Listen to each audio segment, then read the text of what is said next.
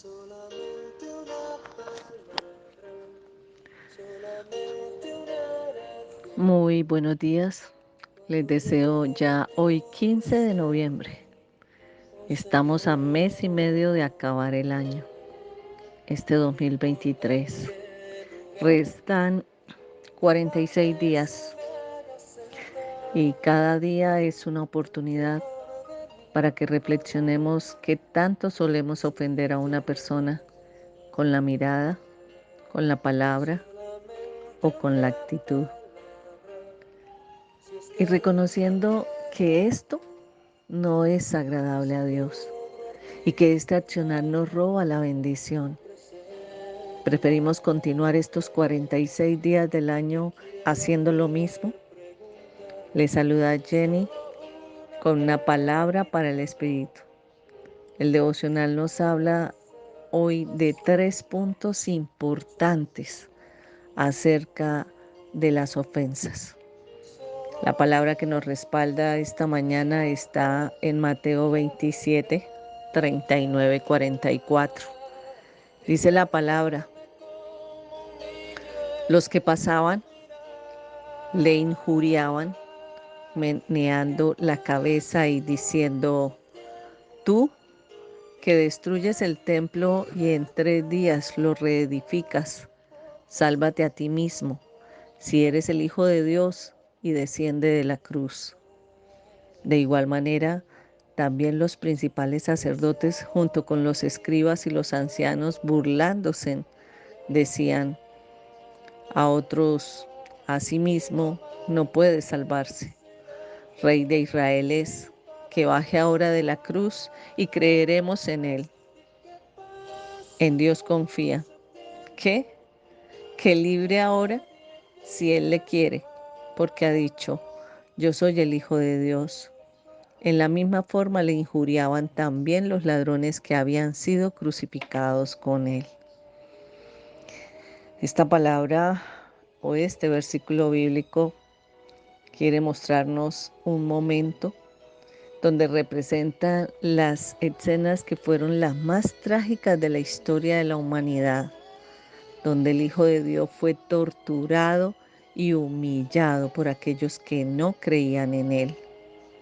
¿Y cuál fue su accionar? Él dijo: Padre, perdónalos porque no saben lo que hacen. ¿Cuántos de nosotros hacemos o actuamos de esta manera frente a una ofensa? Pero nosotros somos conscientes que si ofendemos o nos ofenden, tenemos que mirar en 3 puntos cuál es el aprendizaje que hace una ofensa para mi vida.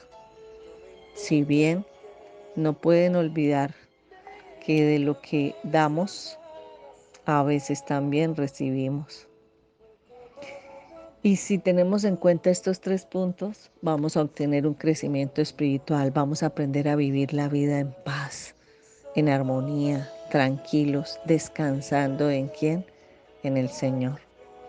El primer factor importante de una ofensa son las ofensas siempre van a venir a nuestra vida. En Lucas 17:1 dice la palabra: dijo Jesús a sus discípulos: imposible es que no.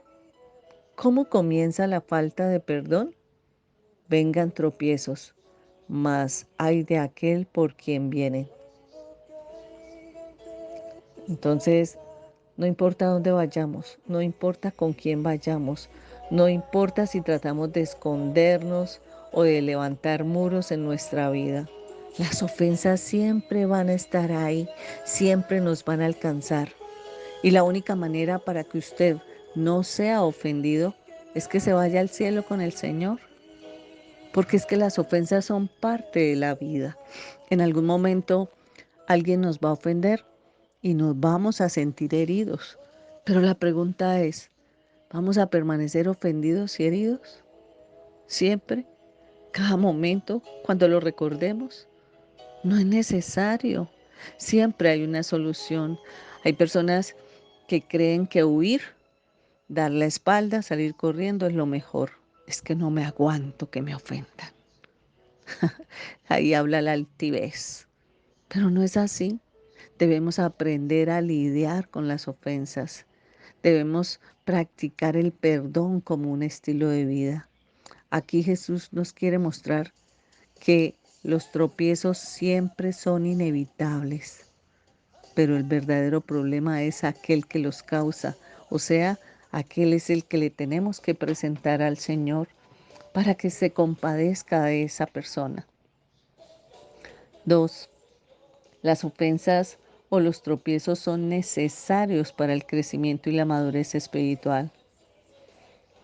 Y dice la palabra en Mateo 18:7, ay del mundo por los tropiezos, porque es necesario que vengan tropiezos, pero ay de aquel hombre por quien viene el tropiezo.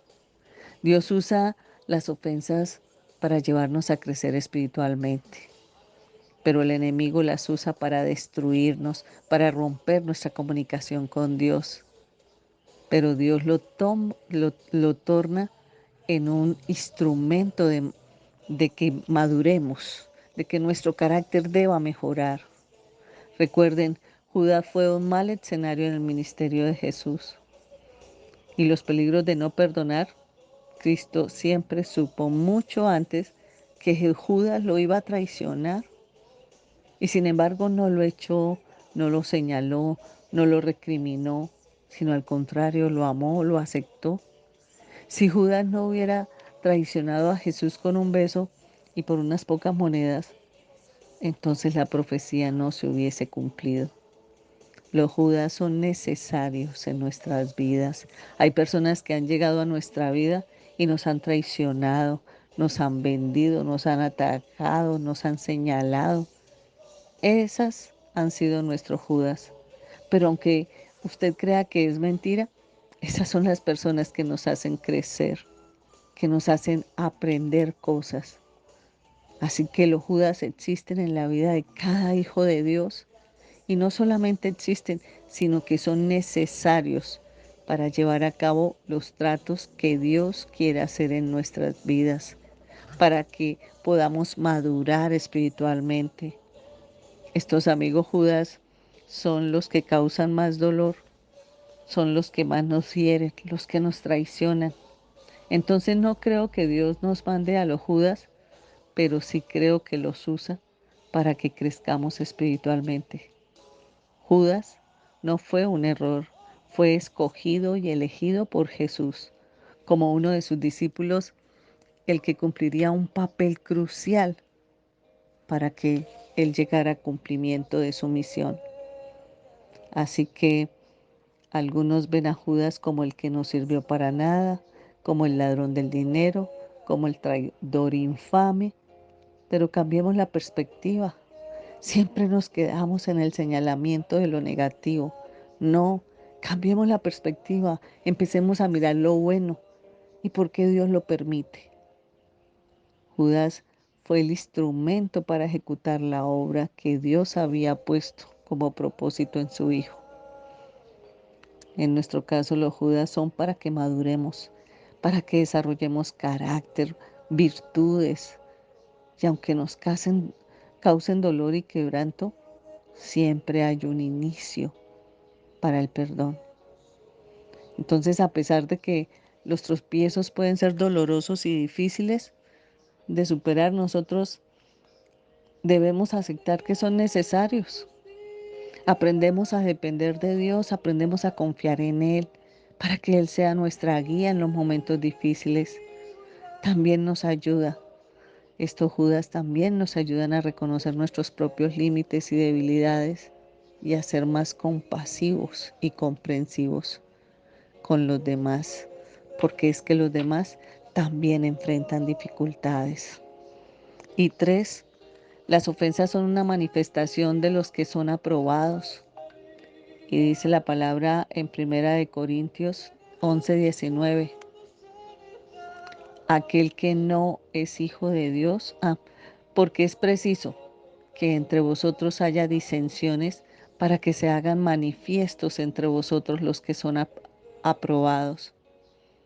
Entonces miren algo, el que no es hijo de Dios no es capaz de perdonar, sale huyendo, corre, pero el que es hijo, cuando es corregido, pasa el examen de las ofensas y permanece. Así llega a ser un siervo aprobado. ¿Cuáles son las señales de que hay falta de perdón?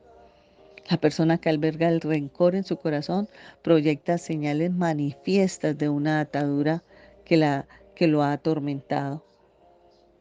Algunas de ellas son los pensamientos de venganza. Cuando una persona está herida, sale siempre ese juicio, esa ira de su boca.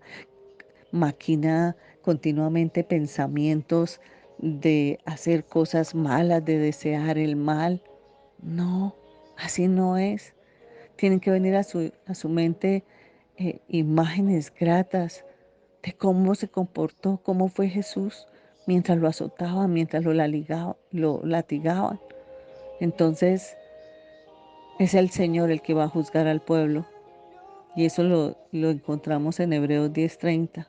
Así que debemos aprender a dejar que Dios sea quien tome la venganza y cobre por nosotros.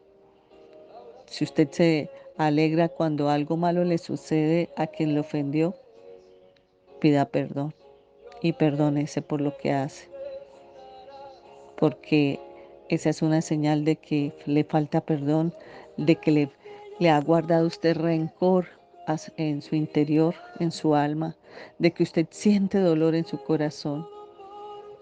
Cuando usted recuerda a la persona y lo que le hizo, sufre como si la ofensa fuera reciente, como si le echaran limón a esa herida. Así que hoy lo estoy invitando a que se pregunte si usted está promoviendo la unidad y el amor fraternal o usted está contribuyendo a la división y al conflicto. Todos podemos tener diferencias y desacuerdos, pero lo importante es mantener nuestro enfoque en Cristo y en nuestra llamada a amar y a servir a los demás. No olviden compartir esta palabra que es de edificación para muchos. Bendiciones.